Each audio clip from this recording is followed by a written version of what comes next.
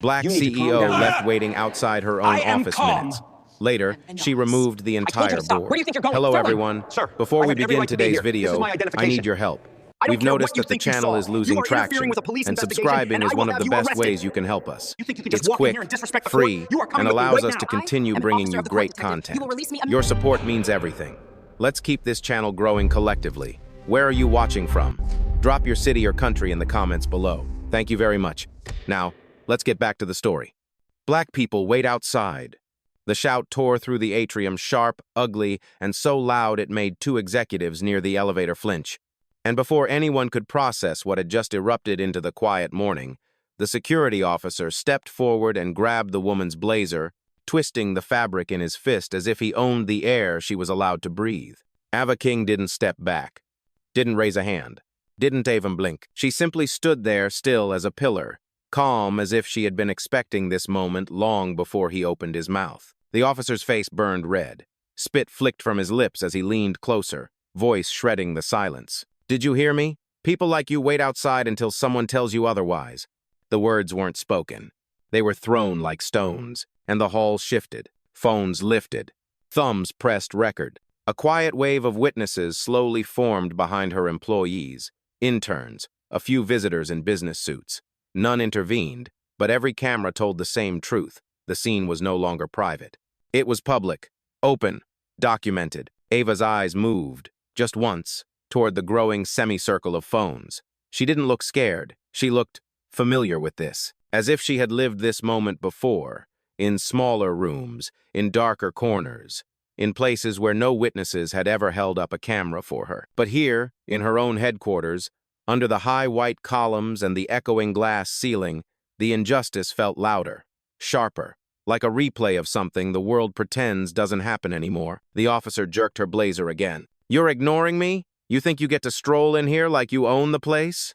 Ava exhaled, slow, steady, controlled. Behind him, a young analyst whispered to her coworker, "Is he serious? She didn't do anything?" Another murmured. "Why is he dragging her like that?" Someone else whispered, "She looks important. Why is he?" But no one moved. The cameras did the standing. Ava's heel shifted half an inch, grounding herself like she was anchoring to the floor. Her voice, when she finally spoke, was soft enough to force him to lean closer, soft enough that the whole hall leaned with him. "I heard you." The officer froze. He hadn't expected a voice that controlled. She continued, barely above a whisper. "Now take your hand off my jacket." He scoffed. "Or what? You don't get to give orders here." A tiny ripple went through the watching crowd. Someone sucked in air. Someone else muttered, "Wow," someone whispered. "He's going to regret that." Ava didn't respond. Her silence was louder than his shouting. A second security guard stepped in, confusion tightening his posture. "Mark, what are you doing? She just walked in." "She doesn't belong here," Mark barked. "Look at her, she's trespassing." Ava's eyes flicked to the second guard, calm, assessing, and then back to Mark, whose grip only tightened. And then, now the interactive line, cinematic and precise. "Before we continue," the narrator's voice cuts in, steady and intimate. "Where are you watching from? Drop your city or country in the comments below. And if you believe in dignity and justice, hit like and subscribe. These stories spark change, and we're glad you're here. Now, back to Ava King." Mark's voice thundered again, dragging the hall back into tension. "You're not stepping one foot inside this building. Not today." Ava's jaw set, just slightly. In the reflection of a phone screen, she saw what everyone else saw. A black woman standing still, a uniformed man pulling her by the collar, and a crowd watching as if the outcome were already decided. But they were wrong. The moment wasn't over. The moment was loading. For a moment, the whole atrium held its breath. Ava didn't move, not even when Mark's fingers stayed twisted in her blazer. She simply lifted her chin by a fraction, just enough to remind the hall that she hadn't arrived shaken. She had arrived prepared. But the guard wasn't done embarrassing himself. He jerked his hand back, motioning aggressively toward the revolving doors behind her. "I said outside. You don't stroll into executive floors without clearance." Ava's expression didn't shift. "I used my badge at the entrance." "Yeah?" Mark barked. "Then why didn't it register in my system?" He tapped the tablet clipped to his belt as if its glowing screen validated his authority. "See? Nothing. No access. No appointment. No business. He said nothing like it was a verdict. Behind them, one of the junior staff whispered, "She walked through security without being stopped. Her badge had to have scanned." Another responded, "Then why is he acting like she broke in?" A third voice, shaky, "Because he thinks he can." Ava heard it all. She always heard everything. She turned slightly, just enough to survey the room, the interns with iced coffees, the analysts clutching their laptops, the mid-level managers whose eyes flicked between fear and curiosity, all silently watching the way she was being treated in a building she knew better than any of them, a building she'd built from near collapse 2 years earlier. But they didn't know that. Not yet. Mark planted himself in front of her again, chest puffed, voice pitched to humiliate. "You think dressing up in a suit makes you fit in here? This is a corporate environment, not a public sidewalk." A murmur went through the hall. Someone muttered, "What does that even mean?" Someone else whispered, "He's digging his own grave." The second guard, Tom, shifted his weight, clearly uncomfortable. His voice dropped low. "Mark, maybe back off. She hasn't done anything." Mark snapped, "You're new. Stay quiet. People like her slip into lobbies all the time trying to—" Ava's eyebrow lifted, subtle but surgical. "Trying to what?" she asked. Mark's jaw tightened. "You know exactly what I mean." But she didn't answer him, because she wasn't here to fight with a man who thought volume was authority. Instead, she reached into her blazer pocket, not fast, not sudden, slow, deliberate, graceful. The hall tensed anyway. Phones rose higher. Tom stepped forward with a hand half lifted, unsure if he should intervene. Ava simply pulled out a small leather card case and paused. Mark scoffed. "Don't even try it. Fake badges don't work here. I'm not stupid." A soft gasp fluttered through the onlookers. One analyst whispered, "How does he know it's fake? He hasn't even seen it." Ava didn't break eye contact with Mark. "You didn't ask to." Mark bristled. "I don't need to ask. I can tell when someone doesn't belong." The words echoed heavy, familiar, centuries old. Ava inhaled slowly, the kind of breath someone takes when they've survived this scene more times than anyone around her could imagine. The kind of breath pulled from memory, not fear. She remembered being 24, standing in a bank lobby in Baltimore, wearing the only suit she owned, cheap fabric, sleeves a little too long. A manager told her, "Clients don't dress like that." He called security. She waited outside for 42 minutes, outside a building she would later acquire. Now, decades later, the same script played again, only this time, the audience was larger, and the ending would not be the same. Tom finally stepped between them, voice cautious. "Mark, maybe we should just let her show the badge?" Mark shoved his arm aside. "I make the calls here." Ava didn't move. She didn't argue. She just held his gaze with a calm so sharp it felt like steel, and the hall leaned in, waiting without knowing they were seconds from the moment everything breaks open. The silence that followed wasn't peaceful. It was tight, stretched, sharp around the edges. Mark planted his feet like he expected the whole lobby to back him up. But the room wasn't with him anymore. It was just watching him spiral. Ava held the leather case in her hand, unmoving, as if the moment belonged to her alone. And somehow it did. Mark jabbed a finger toward her. "Put that away. I'm not wasting time verifying some fake badge you printed at home." A woman near the front, an employee in a gray pencil skirt, whispered, "Who prints badges at home? What is he even talking about?" Her coworker nudged her gently, eyes glued to the unfolding scene. "Just record. HR's gonna need this."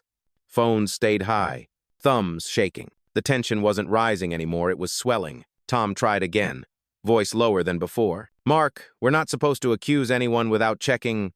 Mark snapped. "She walked into the executive zone without clearance. I know what I saw." But the truth was, he hadn't seen anything except what he assumed the moment she stepped through the door. Ava finally opened the leather case with a soft click. No rush, no fear, just quiet certainty. Mark lunged forward and slapped it shut with his palm before she could even lift her arm. "She doesn't get to show anything," he barked.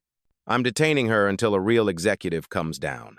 A ripple went through the crowd, shock, disbelief, the kind of hum that fills a courtroom after a witness says something damning. Ava didn't look at the cameras, didn't look at Mark. She looked at Tom.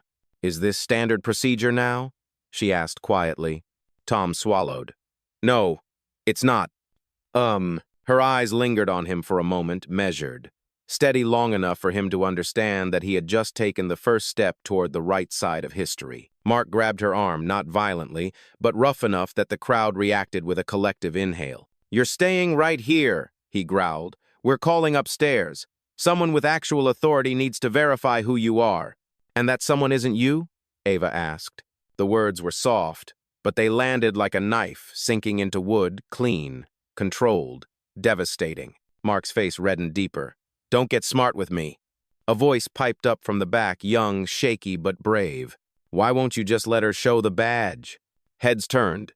It came from a junior analyst, barely mid-20s, backpack still slung over one shoulder, thumb hovering over the record button. Mark barked, "Stay out of this." But the young analyst didn't lower the phone. "I saw her scan her badge downstairs. It turned green." The lobby stiffened. Mark whipped around. "You did not." The analyst stepped forward an inch. I did. She walked through just like everyone else. No alarm, no stop. Security let her through." Tom's eyes flicked toward Ava again. Mark pointed at the analyst. What's your name? You think you know more than me? You think she belongs here?" The kid pressed his lips together but didn't step back. "I think you're mishandling this." The room exhaled in one collective, silent gasp. Ava finally spoke. Not to Mark, not to the kid, not to anyone in particular. "Bias isn't loud," she said quietly. "It's confident." Phones angled closer. People leaned in. Mark sneered. "Oh, please. Don't pull that card with me." Ava tilted her head slightly. "Which card do you think I'm pulling?" He froze, not because she trapped him, but because the question held up a mirror he wasn't ready to look into. The kid stiffened. Tom shifted. A woman near the elevators lowered her phone just enough to wipe a tear from her cheek. Something had cracked, and everyone felt it. Mark straightened his uniform. "You're not stepping into that elevator until I get confirmation from upstairs. If you think a badge makes you somebody, you're delusional." Ava didn't flinch, didn't exhale. She simply stood in the center of the expanding crowd, composed as marble, rooted like she'd grown from the floor. And without raising her voice, she said, "You're right about one thing. A badge doesn't make me somebody." She stepped forward just one precise, commanding step, but stopping me does. The whispering surged again, fear, awe, indignation, all tangled together. Mark didn't know it yet. Tom didn't know it yet. The crowd didn't know it yet. But the storm they had accidentally summoned was already building behind her calm. The moment hung in the air, thin, stretched, trembling. Ava hadn't moved since her last sentence, but the room had. People shifted their weight, phones angled forward, shoulders straightened as if the crowd suddenly realized they were no longer passive observers, they were participants. And that was when she spoke. Not Ava, not Mark, but someone none of them expected. A voice soft, controlled, but hitting the atrium like a clean strike. "Sir, she does belong here." Every head turned. It was a young woman in a navy blue blouse standing near the security desk. A junior receptionist, the kind of employee who blends into the background so well that no one ever remembers her name. Except today. Mark's eyes narrowed. "What did you just say?" The receptionist swallowed but didn't look away. "Her name is in the system." A hush fell tight across the hall. Mark scoffed. "Impossible. I scanned through today's list myself." "No," she said, stepping out from behind the counter. "You scrolled past it." Someone in the crowd whispered, "Oh my God." Ava turned her head slightly calm, acknowledging, as if she were giving the young woman silent permission to continue. The receptionist held her ground. "I checked the roster this morning. Level 49. Clearance tier. Executive gold." The atrium pulsed like the walls themselves were listening. Mark laughed, but it came out cracked. "She fed you a fake name. Stop trying to play hero." "I'm not," the receptionist answered. Her voice wavered but didn't break. "I'm stating a fact.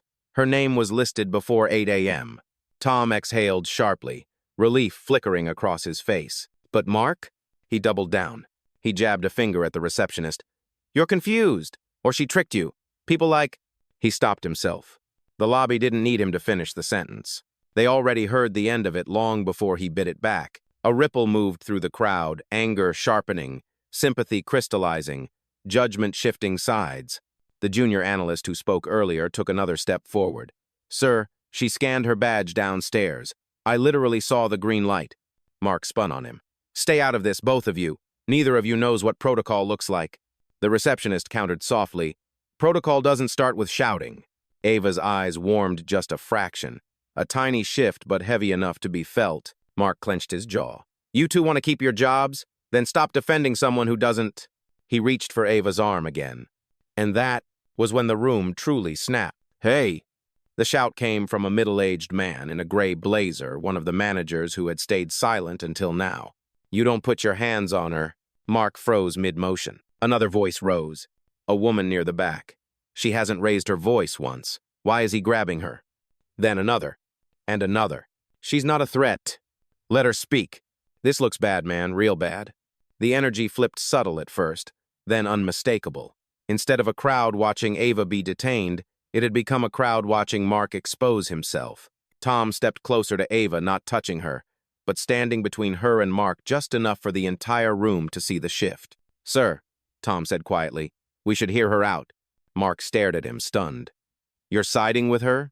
Tom didn't answer. He didn't need to. The crowd became louder in their silence than Mark had been in his shouting. Ava looked at the receptionist, the young woman who had risked her job to tell the truth, and gave her a subtle nod of gratitude. A small gesture. But it settled the girls shaking hands instantly. Mark's voice cracked. You're all making a mistake! But no one listened. Ava finally spoke, measured, soft, deliberate. You ignored the system. You ignored procedure. And now, you're ignoring your own team. Her voice rolled across the atrium like a slow, gathering tide. The crowd leaned in. Mark's authority wasn't just wobbling. It was slipping. And the storm he thought he controlled? It was building in the hands of the very people he underestimated. The moment didn't just tighten, it fractured.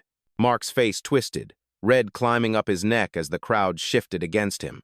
Authority slipping from his hands, he lunged for the last thing he thought he could still control. Ava. Enough! He snapped, grabbing her by the wrist this time, harder than before. The sound that followed was small, barely a gasp from the receptionist, but it rippled through the atrium like something breaking underwater. Afa didn't yank her arm away, didn't recoil. Her body stayed anchored to the polished floor, steady as a stone in a storm. But the room reacted for her. Hey, don't touch her. You can't do that. That's assault. Phones shot up higher, trembling now, not from fear but outrage. Tom moved in instantly, his hand on Mark's forearm. Mark, let go, he warned, voice low. But Mark shoved him off, eyes locked on Ava with something darker than anger. Something fueled by being watched, challenged, exposed. You're done here, he hissed at her. You hear me? Done. I'm calling the police. A pulse thudded through the room. Ava looked down at the hand gripping her wrist. Then she looked up at Mark. And suddenly everything went quiet. Too quiet. The kind of quiet that isn't absence of sound but presence of memory. Her mind pulled her backward. To a hotel lobby at 16. Where a clerk grabbed her elbow and dragged her outside because guests don't loiter. Oh. To a college bookstore at 19, where a cashier held her backpack until security arrived because students don't dress like that. To a bank at 24, where a manager locked her card behind the counter and called the police before she could speak a full sentence. Hands on her, hands claiming ownership, hands mistaking her silence for absence. The flashback didn't blur, it sharpened. The smell of old carpet, the fluorescent hum, the cold sting of being touched like she didn't belong, and then slowly the memory dissolved back into the present, into the sound of Mark's breath, the tremble in the receptionist's throat, the crowd's simmering disbelief. Ava's voice returned first. Calm. Level. Surgical. Remove your hand. Mark tightened it. Make me. The words dropped like gravel. Tom stepped closer, panic edging his tone. Mark, this is going too far. But the junior analyst broke first. Let her go, he shouted, stepping into the circle forming around Ava. Several others joined in, voices overlapping. She hasn't done anything. Are you insane? Let go of her. Someone get HR down here. This is not protocol, this is harassment. The pressure flipped, not just morally, but physically. Mark wasn't the center anymore. Ava was. And the room wasn't revolving around his authority, it was orbiting her restraint. Ava finally moved, not yanking, not pulling, just slowly raising her free hand and placing it on Mark's wrist, not to hurt, not to fight, but to remind him that she was choosing calm. Let go, she repeated, softer than before, which somehow made it hit harder. Mark jerked his arm back as if burned, but not before shoving her shoulder, sending her one step off balance. That was it. The room exploded. Tom grabbed Mark's arm. A woman near the front rushed forward with her phone. The manager in the gray blazer shouted, "Step away from her!" Someone else yelled, "You're done, man. Done." Mark barked back, "She's trespassing! You're all blind!" But Tom held him still. "No, you're out of line." A hush snapped tight again. Ava straightened her blazer, brushing the place where he pushed her, each movement calm as a blade being slid back into its sheath. Then she lifted her eyes steady, unbroken, and said, "You didn't touch me because I was a threat. You touched me because I wasn't loud." The words struck the room like a slow-motion collapse. Phones rose higher, breath stalled. Mark blinked, thrown off balance for the first time. "What does that mean?" he spat. Ava stepped closer, one quiet, devastating step. "It means your problem isn't my presence." Another beat. "It's your assumptions." The room froze, because everyone knew that was the last warning, before the storm changed hands. The atrium didn't breathe. Not the people, not the walls, not even the ceiling vents humming overhead. Everything held still frozen in the aftermath of Ava's last sentence. Mark's bluster staggered. His mouth opened, but nothing came out. Tom still had a hand blocking him. The crowd had shifted into a protective crescent around Ava. And the cameras were practically glowing red with attention. Ava didn't look at any of them. She reached slowly, purposefully into her blazer and pulled out her phone. No rush, no dramatic flourish, just a quiet, deliberate motion that somehow carried more authority than any shout Mark had thrown all morning. Mark stepped forward, panicked. "Put that away. You can't film security procedure." "I'm not filming," Ava said. 3 words, perfectly even. Devastatingly calm, she swiped once and lifted the phone to her ear. A single name left her lips. "Nia." The crowd murmured. Tom's brows drew together. Even the receptionist swallowed, sensing the shift in the air. On the other end, a clear, controlled voice answered instantly. "Yes, ma'am. I'm here." Something about the tone, steady, professional, prepared, spread through the room like a quiet shockwave. Ava spoke softly. "We have a situation in the lobby." Nia didn't ask for details. She didn't gasp. She didn't hesitate. "Understood. Protocol 7? A hush slammed over the crowd. Mark blinked. "Protocol? What protocol?" "This is a trespassing call. She's not allowed." Ava raised one hand not to silence him, but simply to finish her sentence uninterrupted. The gesture was polite, but the effect was absolute. "Yes," she said into the phone. "Initiate Protocol 7. Log the incident. Timestamp every verbal exchange." Her voice stayed composed, almost gentle, which made it terrifying. Nia replied, "Already recording. Security audit system is live. I'm patching compliance in." Compliance. The word hit the room like a stone dropped in still water. A supervisor near the elevators straightened. A woman in a blazer lowered her phone, suddenly pale. Tom's eyes widened with dawning realization. But Mark panicked. "Hey, hey!" he shouted, jabbing a finger toward the phone. "You don't get to activate anything. You don't have a protocol. You don't even work here." Ava didn't look at him. "Upload the footage from all lobby cameras," she said softly into the line. "Every angle." Nia responded, "Already syncing to the internal archive. Do you want me to alert building operations?" "Not yet," Ava said. "But keep them on standby." Mark sputtered. "Standby for what?" Ava finally turned her gaze toward him again, calm, steady, the eye of a storm that had just chosen its moment. "For accountability." The word landed heavier than anything she'd said all day. Mark looked around wildly, desperate for allies, but the crowd wasn't with him anymore. Not after the grabbing, not after the shouting, not after the lies. The junior analyst stepped forward again, voice firmer now. "Sir, she's clearly authorized to—" "Shut up," Mark snapped, pointing at him with a trembling hand. "This is all for show. She's bluffing."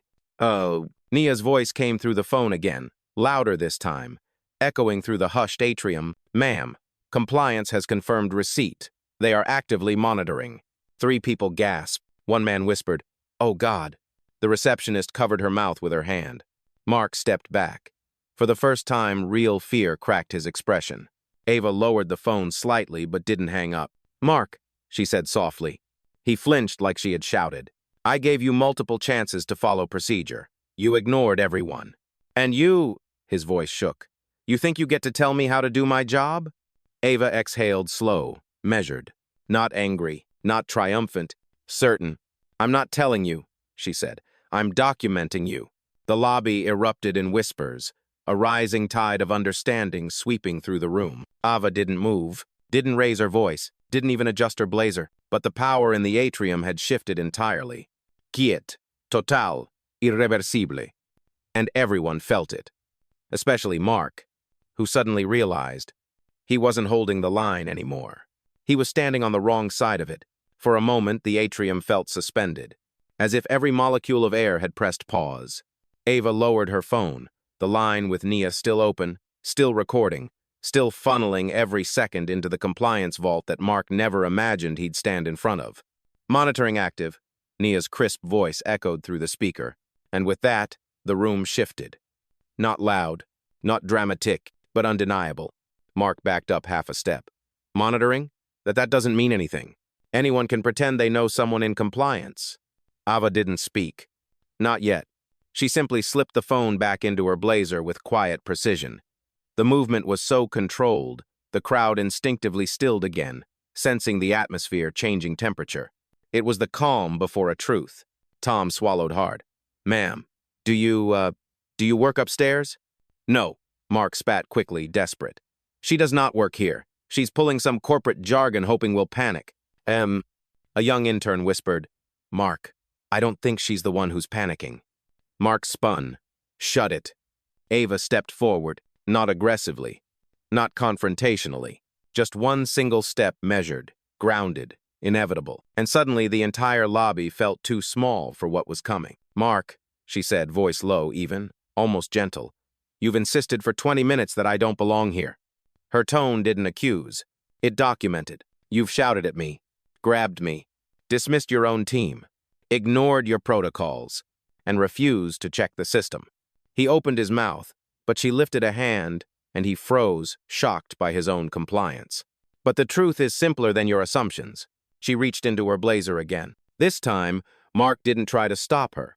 The leather case opened with that same soft click the crowd remembered from earlier, the click he had slammed shut. The click they now understood he should have let finish. Ava lifted the ID badge between two fingers. It gleamed under the atrium's skylights, black, gold, and unmistakable. The highest clearance level the company had. Tom's breath caught. The receptionist gasped. Someone near the elevators whispered, No way. Ava held it up not to brag, not to brandish, but to reveal. I don't belong in the lobby, she said softly. I belong on the top floor. A heartbeat. A pause. A slow, devastating silence. Then she delivered the line that detonated the room. Mark, you called me a trespasser. In a building I own. The atrium didn't react at first, not because it wasn't stunned, but because every person needed a second to confirm they heard correctly. Own. Not manage. Not oversee.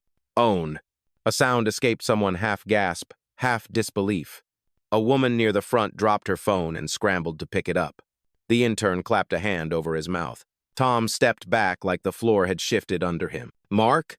He went white. That's not you, you're not... Ava tucked the badge against her palm. I am Ava King, Chief Executive Officer of King Enterprises, primary shareholder, chair of the board. Each title hit like a gavel, clean, measured, final. And this, she added quietly, is my headquarters. A wave tore through the crowd, shock, awe, embarrassment, adrenaline all colliding at once. The receptionist pressed both hands to her mouth. The junior analyst whispered, Oh my God. I stood up to her boss. The manager in the gray blazer exhaled a single word, Jesus. But the room wasn't finished. Because Ava wasn't finished. She looked at Mark with no malice, no raised voice, just the precise calm of a woman who had lived through this scene too many times to be surprised by it. You wanted a real executive, she said. I'm right here. Mark stumbled back, hitting the security desk behind him. His bravado collapsed in pieces at his feet. No, this can't. You were dressed. You walked in. You didn't. Ava's voice cut gently through his unraveling. You weren't evaluating my badge. You were evaluating my appearance. A full second of silence. The longest second the building had ever held. Then the atrium erupted not in chaos, but in the collective exhale of truth finally spoken aloud. The atrium didn't erupt. It tightened, as if everyone inhaled at the same time and forgot how to let go. Ava's badge still glinted in the air, black, gold, undeniable. Mark stared at it like it was rewriting reality in front of him. No, this is some trick, he stammered. You can't be. Ava didn't need to correct him. Nia's voice through the speaker did it for her. Ma'am, compliance has confirmed your identity. Do you authorize credential review? A wave of whispers rippled through the room. Credential review was no joke. Everyone knew what came next. Ava spoke softly. Proceed. 3 seconds later, Mark's badge beeped. Once, sharply, the light shifted from blue to red. Suspended. Instantly, the receptionist gasped. Tom froze. The junior analyst muttered, he just lost access. Mark's voice cracked. Reset it. She's lying. She dressed like she didn't look like. He caught himself too late. Ava stepped closer, calm enough to crush him. You didn't question my badge, she said. You questioned my presence.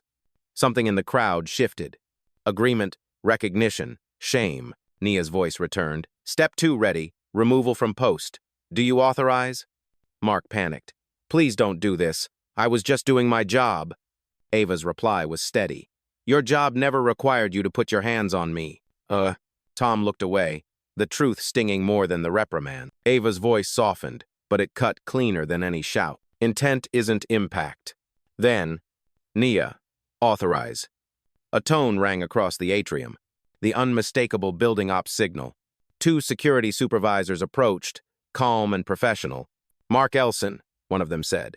You're relieved of duty pending review. Come with us. Mark's shoulders collapsed. This is a mistake, please. But the crowd wasn't convinced. Not after everything, the receptionist whispered. She never even raised her voice. Tom nodded. And she still ended him. Ava looked at the young employees who had spoken up. Thank you, she said. Simple, human, but heavy. As Mark was led away, the atrium finally exhaled. Because justice hadn't arrived loudly. It had arrived quietly, precisely, inevitably. The elevator arrived with a soft chime, but Ava didn't step inside yet. Not until the room understood what had just happened. The atrium was quiet, not tense, not fearful, but changed, like the air itself had taken a lesson. The receptionist stood near the desk, hands still lightly trembling. Tom kept a respectful distance, shoulders square, eyes lowered. The junior analyst hovered nearby, unsure whether to speak or stay silent. Ava turned to them calm, collected, untouched by the chaos she'd just walked through. You all saw what happened, she said. Not accusing, not lecturing, just naming the truth. Respect isn't optional. It's the minimum standard. The words didn't echo, they settled. Soft, heavy, unforgettable. The junior analyst swallowed. Ma'am, I'm sorry we didn't act sooner. Ava shook her head gently. You acted when it counted. That's what matters. The receptionist blinked back emotion. I've worked here 3 years. No one in your position has ever thanked me. Ava offered her a small, real nod. Then let today be the beginning of something better. Tom stepped forward, voice low. I should have stopped him earlier. You will next time, Ava said. No anger, only expectation. People drifted closer not to crowd her, but to be near the gravity she carried. A quiet circle formed around her without anyone meaning to. Someone whispered, she didn't raise her voice once. Another replied, that's exactly why it worked. Ava turned toward the elevator again, but paused at the threshold. One last look at the faces staring back, some humbled, some inspired. Some changed in ways they'd only understand later. I didn't come here to embarrass anyone, she said softly. I came to raise the standard. What you choose to do with that is on you. No applause, not cheers, just a silence full of respect. The elevator doors opened fully. Ava stepped inside, straight-backed, unhurried, undeniably in command. And as the doors slid shut, the atrium finally exhaled, lighter, wiser, and forever marked by the woman who changed it, without ever needing to shout. When the elevator closed behind Ava, the atrium finally remembered how to breathe, but it didn't breathe the same. People stood in small clusters, speaking in low, shaken tones like survivors recounting a moment they didn't fully understand until it was over. The junior analyst scrubbed a hand over his face. I can't believe we just watched the CEO get harassed in her own lobby. The receptionist shook her head softly. No, We watched her handle it better than any of us could have. Tom stood apart, staring at the place where Ava had stood. I froze, he admitted. I let him take the lead, and it was the wrong call. The manager in the gray blazer joined him. Then fix it. We all saw what hesitation costs. 2 interns lingered near the elevators, still replaying the moment. She didn't get loud, one whispered. The other nodded. She didn't need to. The whole room shifted when she spoke. Gradually, people returned to their routines, but not with the same posture, not with the same assumptions. The receptionist straightened the front desk, fingers steadier now. I'm logging an incident report. A real one. Tom nodded. Good. Today proved something. Silence is a choice. The atrium, once indifferent, now felt charged. Like decisions made here would echo further than before. Ava had left the lobby, but the standard she set was still standing in the center of the room, untouched, unshakable, and impossible to forget. By late afternoon, the headquarters hummed again, emails flying, phones ringing, heels tapping across polished floors. But underneath the routine, something fundamental had shifted. Ava closed the final report on her screen, its language precise, complete. No embellishment, no anger, just truth documented, undeniable. She stepped toward the window, watching the city move with its usual urgency. A place that once dismissed her, a place she now shaped. For a long moment, she let the silence settle warm, earned, absolute. Let today mark the floor, she whispered, not the ceiling. Then she turned off her monitor, gathered her notes, and walked toward the conference room where new policy awaited her signature. The building didn't just remember what happened that morning, it adjusted to her standard. Fade out.